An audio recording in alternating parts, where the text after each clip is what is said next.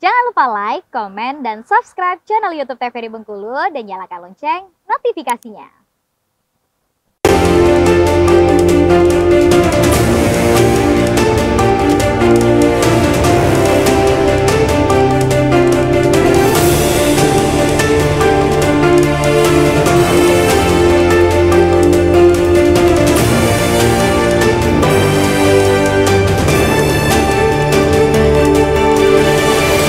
Ya pemirsa, Anda kembali menyaksikan Brendo TVRI Bengkulu edisi hari ini dengan tema Jalan Terjal Pendidikan Difabel di Perguruan Tinggi dengan dua narasumber kita, ada Kalena dan juga Ibu Rika dari UINFAS Bengkulu. Saya ingin ke Kalena di segmen ketiga ini. Saya ingin tanya, waktu sekolah dulu itu sekolahnya khusus atau sekolah reguler? Kalau untuk aku dari kelas 1 SD sampai SMP itu sekolahnya umum. Ya setelah mengalami sakit dan mengalami disabilitas netra itu baru kita ke sekolah luar biasa, SMA luar biasa.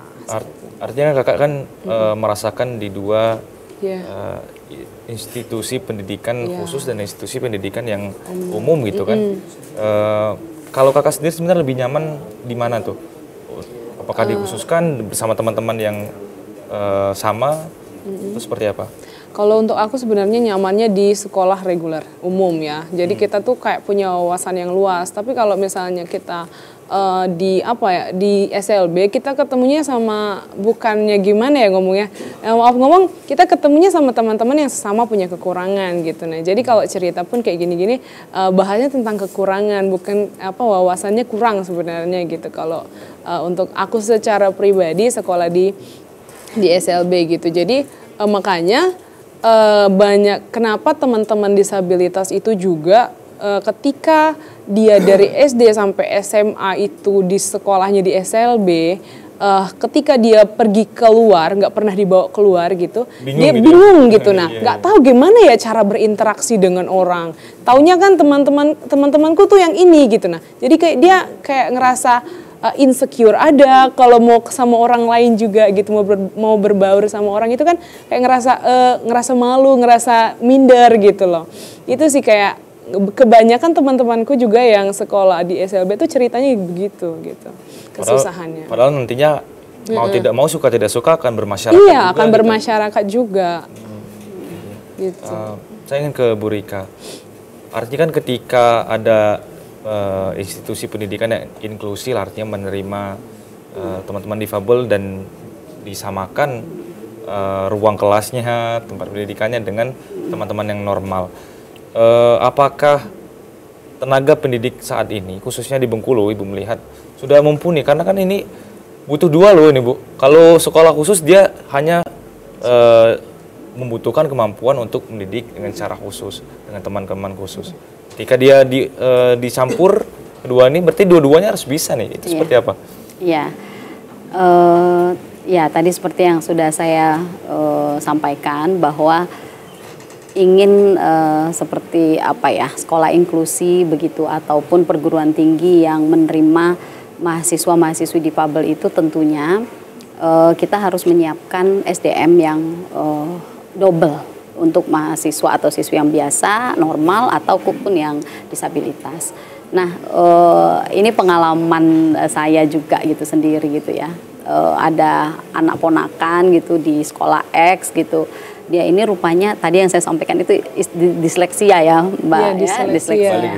Dia baca itu kebalik, nggak bisa baca. Jadi udah kelas 5 itu nggak bisa. Susah sekali dia untuk itu, dan rupanya selama kelas sebelumnya, kelas 4, kelas 3, itu dia selalu mengalami paksaan, kekerasan lah istilahnya dari guru, kok nggak bisa-bisa gitu ya.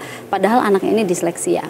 Akhirnya dipanggil orang tua dan gurunya menyatakan nggak sanggup nih untuk didik anak ini gitu. Dan saya melihat coba diperiksakan, saya bilang ini sepertinya ada kelainan, bahwa dia ini sebenarnya bukan hanya nggak bisa membaca, pasti ada yang lain gitu, ada di diri dia, nggak mungkin. Itu yang saya sampaikan ke ibunya udah sedih sekali, udah nangis gitu ya. Akhirnya sudah dipindahkan sampai keluarga udah disekolahin di SDLB aja. Saya nolak, jangan. Kita harus beri kesempatan dia gitu. Akhirnya dipindahkan ke SD yang lain, ke sekolah yang lain.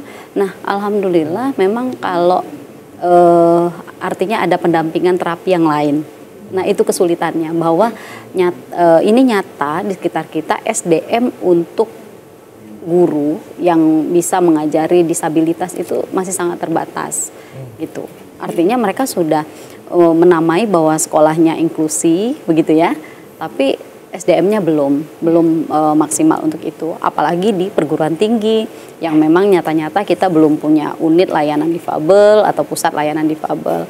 Nah, ini saya sangat sangat appreciate sekali gitu ya dengan Mbak Lena dan teman-teman yang akan masuk ke perguruan tinggi gitu ya, untuk mendorong perguruan tinggi agar punya unit dan pusat layanan difabel, sehingga jika unit dan pusat layanan itu ada di kampus masing-masing, anggaran gitu ya, payung hukumnya itu akan ada, artinya anggaran juga bisa dikucurkan, dialokasikan ke sana, karena anggaran untuk disabilitas itu sangat tinggi sebenarnya.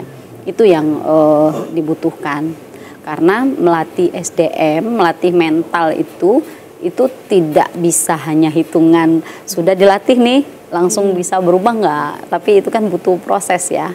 Makanya tadi Mbak Lena sampaikan, mereka orang-orang disabilitas pasti lebih suka kalau seandainya berbaur dengan yang lain gitu.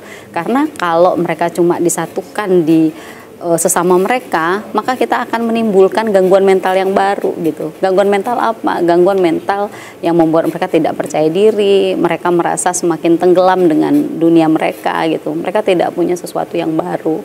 Jadi saya setuju sebenarnya dengan program ini, tinggal lagi bagaimana kita menyikapi undang-undang yang sudah dibuat oleh pemerintah gitu ya, bahwa ini adalah orang yang juga memiliki hak yang sama gitu untuk mengenyam pendidikan, dan tinggal lagi bagaimana pemerintah agak tidak perlu terlalu concern gitu, sedikit saja gitu ada concernnya untuk sentuhan untuk arah disabilitas, tidak perlu terlalu banyak, sedikit saja gitu. Saya kira itu bisa. Begitu juga dengan perguruan tinggi ya, perguruan tinggi saya kira bisa dilakukan, diawali mungkin dengan mendata dulu gitu kan, kalau memang anggaran alokasi untuk sarana fisik itu memang berat, tapi mendata dulu mahasiswanya, mengizinkan dulu jalur penerimaannya, artinya pendataannya jelas dulu, terus melatih dulu SDM-nya untuk ke arah difabel, dan itu kan juga bisa dikerjasamakan dengan lembaga-lembaga yang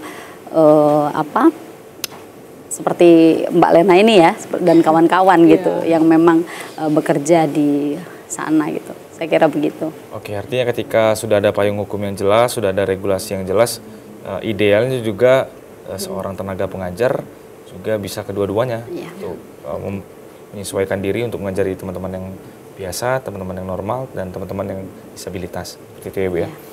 Saya ingin ke Kak Lena. Sejauh ini Kak, karena kita berbicara tenaga pengajar tentu berbeda-beda, tiap kepala berbeda-beda. Sejauh ini ada perilaku-perilaku yang tidak mengenakan Kak, atau seperti apa? Atau semuanya mensupport? Kalau untuk aku gitu yang berkuliah sampai sekarang belum ada gitu untuk diskriminasi. Gak apa-apa, gak usah disebutin namanya kalau enggak kok. Bersyukurnya dosen-dosen di khususnya di prodi aku itu mengerti, karena sebelum aku itu ada kakak tingkat yang sama-sama tunanetra juga, mereka berkuliah di sama prodinya sama, jadi mereka dari ketiga orang ini mereka belajar bersyukurnya, puji Tuhannya tuh dosennya tuh mau belajar untuk mengerti gimana cara menerima disabilitas gitu, jadi tidak dipukul rata lagi gitu. Jadi kayak sudah ada toleransi-toleransi yang ketika disabilitas ini tidak bisa mengikuti, dosen itu bisa memaklumi kayak gitu. Nah, bisa paham. Misalnya kayak kemarin itu ada mata kuliah yang mengkhususkan, memang dia gambar. Memang ada gambar DAP namanya. Itu kita disabilitas, oke, untuk kamu nggak apa-apa gitu, kayak ada toleransi yang di mana ya, tetapi materinya tetap sama kayak gitu. Jadi dosen-dosen itu pun ketika aku masuk di di Unihas, di prodi itu juga tidak ada sih. Oke, artinya sejauh ini tidak ada yang mendiskriminasi gitu. Semua mendukung. Oke, semakin menarik. Kita akan bahas di segmen selanjutnya. Pemirsa jangan kemana-mana, tetap di Brendo TVRI Bengkulu.